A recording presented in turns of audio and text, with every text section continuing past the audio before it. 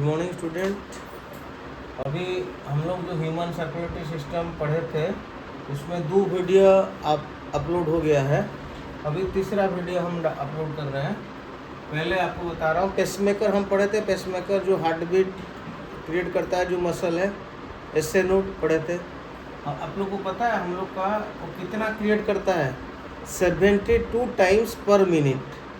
ये याद रखिए, जस्ट इन्फॉर्मेशन के लिए, कहीं कोई कुछ क्वेश्चन आएगा।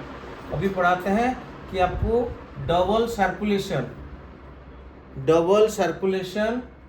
ह्यूमन सर्कुलेटरी सिस्टम है, that is double circulation type है। डबल सर्कुलेशन मतलब 2 टाइप सर्कुलेशन है। एक है पल्मोनरी सर्कुलेशन, एक है सिस्टमेटिक सर्कुलेशन। देखिए यहाँ पल्मोनरी में क्या है, लंग्स एंड हार्ट। जैसे ऑक्सीजनेटेड ब्लड लंग्स से आ रहा है, लंग्स से आपका लेफ्ट एट्रियम में आ रहा है, और ये राइट वेंट्रिकल से डीऑक्सीजनेटेड ब्लड जा रहा है, वो आप लोग ये पल्मोनरी आर्टरी है, ये पल्मोनरी वेन है, आप जानते हैं।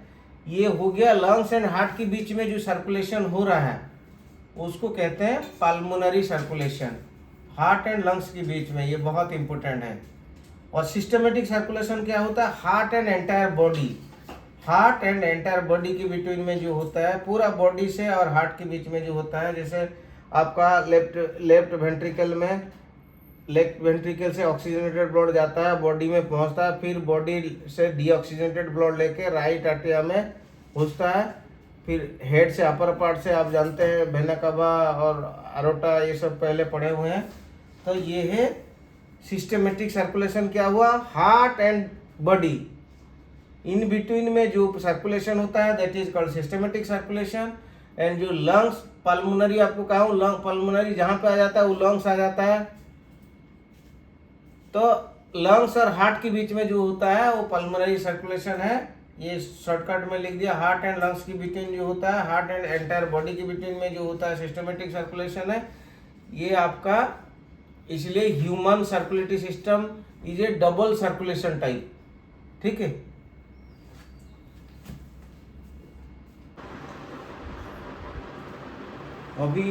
अभी हम लोग आते हैं लिम्फ के बारे में। पहले थोड़ा ब्रीफली आपको बताया था, लेकिन लिम्फ के बारे में पूरा डिटेल्स में एक वीडियो में बनाऊंगा। लिम्फ क्या है? लिम्फ बेसिकली आपको अभी थोड़ा सा समझा देता हूँ। लिम्फ होता है जहाँ ब्लड नहीं पहुँच पाता। जैसे ब्लड जहाँ पे नहीं पहुँच पाता वहाँ लिम्फ सब चीज़ सप्लाई कर देता है सेल को। मतलब ये पैरेलली चलता है ब्लड सर्कुलेशन के साथ, पैरेलल इसका कैपिलरी इसका सिस्टम चलता है, सो दैट जो भी ब्लड जहाँ रीच नहीं कर पाता वहाँ वो रीच कर जाता है। तो इसमें क्या है, ये ओपन सर्कुलरिटी सिस्टम है। यहाँ तक क्लोज्ड आप देख लिए, पल्मोनरी सिस्टम और दोनों क्लोज सिस्टम देख लिए, पल्मोनरी और ये आपका सिस्टमेटिक। तो ये ब्लड और लिम्फ के बारे में उसका थोड़ा जानते हैं। डिफरेंस दोनों के बीच में क्या है, एक पॉइंट में जाते हैं। ओपन सर्कुलेटरी सिस्टम, ये क्लोज्ड सर्कुलेटरी सिस्टम। ये ओपन चलता है, ये क्लोज। ये क्लोज क्यों? जैसे आपको सिस्टमेटिक एंड पल्मोनरी में दोनों क्लोज हो जाता है। और circulate through lymph capillaries, lymph node and lymph vessels. ये किसके थ्रू में जाता है? इसका जैसे ब्लड कैपिलरीज है, इसका भी कैपिलरीज है, लिम्फ नोड है, ऐसा ऐसा ये करके पहले मैं आपको बताया था, मेरा फर्स्ट या सेकंड वीडियो में शायद। तो लिम्फ नोड में लिम्फ नोड है, लिम्फ वेसल्स भी है। और इसका क्या है, ये आर्टरीज और वेन के थ्रू में जाता है। Arteries, vein and capillaries and heart, इसका सर्कुलेशन का पार्ट है। ठीक है। पहले yellow, no RBC, no haemoglobin. ये क्या रेड होता है, अब ब्लड हर वक्त रेड होता है। रेड किस लिए होता है? क्योंकि आरबीसी है उसमें। आप जानते हैं रेड ब्लड कैप्सूल जो है होता है वो रेड होता है, इसीलिए ब्लड हर वक्त रेड होता है, आरबीसी की इसके कारण रेड होता है। लेकिन इसमें क्या, ये पहले येलो, आप देखें नहीं, काट जाने में कुछ पानी जैसा निकलता है बीच में, उसको ही लिम्फ कहते हैं बेसिकली। तो ये इसका कलर आप देखिए रेड नहीं है। रेड किस लिए नहीं है? इसमें आरबीसी नहीं है और हीमोग्लोबिन नहीं है। ठीक है, आरबीसी इसमें नहीं है, रेड ब्लड कैप्सूल नहीं है, इसलिए ये रेड नहीं है। ये पहले येलो है, ये रेड है। फिर आते हैं, इसमें क्या है, WBC ब्लड प्लाज्मा है बट नो प्लेटलेट, इसमें प्लेटलेट नहीं है। ये ब्लड प्लाज्मा बट इसमें प्लस प्लेटलेट, इसमें प्लेटलेट है, ठीक है।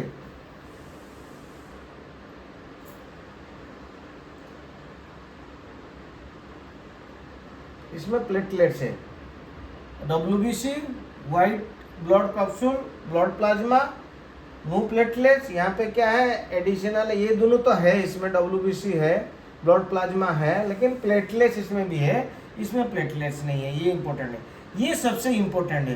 पार्ट ऑफ इम्यूनिटी सिस्टम, ये इम्यूनिटी सिस्टम का, इम्यूनिटी आप जानते हैं, इम्यूनिटी है बॉडी का जो फाइट करने का कैपेसिटी है। कोई भी बुखार होता है आप लोग को, किसी को बुखार नहीं होता, आपको बुखार हो जाता है, आपको कोल्ड पकड़ लेता है, दूसरे को कोल्ड नहीं पकड़ता, कि हम क्या कहते हैं, उसका इम्यूनिटी सिस्टम स्ट्रांग है इसलिए उसको कोल्ड नहीं पकड़ रहा है, और मेरा इम्यूनिटी सिस्टम वीक है इसलिए मेरे को कोल्ड जल्दी, मतलब वो फाइटिंग कैपेसिटी है।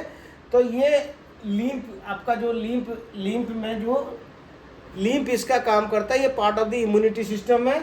और ये क्या करता है, मेनली बिल्ड्स इम्यूनिटी। इसमें दो चीज़ें हैं जो इम्यूनिटी के लिए रिस्पॉन्सिबल है, एक है लिम्फोसाइट्स, एक मोनोसाइट्स। आप ब्लड में देखें, ब्लड टेस्ट करने के टाइम में ये सब काउंट आया होगा।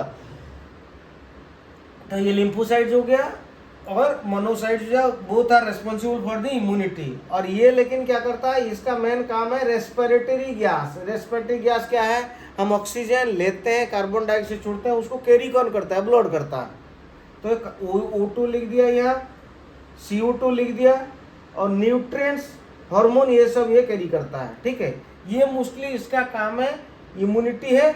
और जहाँ पे ब्लड नहीं पहुँच पाता वहाँ पे ये खाना पहुँचाता है।